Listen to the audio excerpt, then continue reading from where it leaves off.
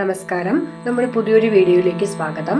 അപ്പോൾ നമ്മൾ വെയിൽമാറലിന്റെ അർത്ഥങ്ങളാണ് ഇന്ന് പറയുന്നത്. അതായത് അർത്ഥങ്ങൾ അറിഞ്ഞു ചൊല്ലുകയാണെങ്കിൽ വെയിൽമാറൽ വളരെ പെട്ടെന്ന് തന്നെ നമുക്ക് മനസ്സിലാവുകയും ഭഗവാന് മുന്നിൽ നമുക്ക് അതേ അർത്ഥത്തോടു കൂടി പറയുവാനും സാധിക്കും. അതുകൊണ്ട് തന്നെ നമുക്കതിന്റെ അർത്ഥങ്ങളിലേക്ക് കിടക്കാം. തിരുത്തണിയിൽ ഉദിത്തരുളും ഒരുത്തൻ മലൈ വിരുത്തൻ എനതു ഉളത്തിൽ ഉറൈ കരുത്തൻ മയിൽ നടത്തു ഗുഹൻ വേലേ. എന്താണ്?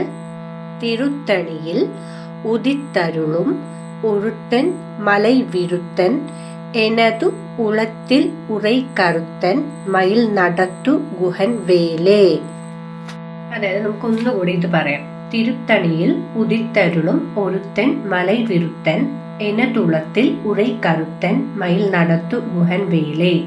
ഇതെങ്ങനെയാ ചൊല്ലുന്നതെന്ന് വെച്ചാൽ, തിരുത്തണിയിൽ ഉദിത്തരുളും ഒരുത്തൻ മലൈ വിരുത്തൻ എനതുളത്തിൽ ഉറൈ കരുത്തൻ മയിൽ നടത്തു ഗുഹൻ വേലേ. ഇങ്ങനെയാണ് നമ്മൾ ചൊല്ലുന്നത്. അതിന്റെ അർത്ഥം എന്താണെന്ന് നമുക്ക് നോക്കാം. തിരുത്തണിയിൽ ഉദിത്തരുളും, തിരുത്തണിയിൽ ഉദിച്ചിരിക്കുന്നവനും, അതായത് തിരുത്തണി മലയിൽ ഉദിച്ചിരിക്കുന്നവനും. തിരുത്തണി മലയിലാണ് ഭഗവാന്റെ 6 പടൈ വീടുകളിൽ ഒന്നായിട്ട് കണക്കാക്കപ്പെടുന്നത്. അവിടെ വെച്ചാണ് അദ്ദേഹം വള്ളി ദേവിയെ കല്യാണം കഴിക്കുന്നത്. അപ്പോൾ എങ്ങനെയാണ് പറഞ്ഞത്? തിരുത്തണിയിൽ ഉദിത്തരുളും, തിരുത്തണിയിൽ ഉദിച്ചിരിക്കുന്നവനും ഒരുത്തൻ മലൈ വിരുത്തൻ, അതായത് മലയിൽ വൃദ്ധനായി വന്നവനും. അദ്ദേഹം വള്ളിദേവിയെ രക്ഷിക്കുന്നതിന് വേണ്ടി വൃദ്ധനായി വന്നത് മലയിൽ വൃദ്ധനായി വന്നു. അപ്പോ തിരുത്തണിയിൽ ഉദിത്തരുളും, അതായത് തിരുത്തണിയിൽ ഉദിച്ചിരിക്കുന്നവനും ഒരുത്തൻ മലൈ വിരുത്തൻ, മലയിൽ വൃദ്ധനായി വന്നവനും. എനത് ഉളത്തിൽ ഉറൈ കരുത്തൻ, എനത് ഉളത്തിൽ, എന്റെ ഉള്ളത്തിൽ, എന്റെ ഉള്ളത്തിൽ ശക്തനായി ഇരിക്കുന്ന ആ സ്വരൂപവും, അതായത് ശക്തനായിരിക്കുന്ന ആ ഈശ്വരനും. മയിൽ നടത്തു ഗുഹൻ വേലേ, മയിലിന്റെ പുറത്ത് സഞ്ചരിക്കുന്നവനുമായ ഗുഹന്റെ വേലേ. വേലേ എന്ന് വെച്ചാൽ അദ്ദേഹത്തിന്റെ വേൽ, ആയുധത്തെയാണ് പറയുന്നത്. അപ്പോ അതിന്റെ അർത്ഥം മനസ്സിലായോ? തിരുത്തണിയിൽ ഉദിത്തരുളും ഒരുത്തൻ മലൈ വിരുത്തൻ എനതുളത്തിൽ ഉറൈ കരുത്തൻ മയിൽ നടത്തു ഗുഹൻ മേലെ എന്ന് വെച്ചാൽ, തിരുത്തണിയിൽ ഉദിച്ചിരിക്കുന്നവനും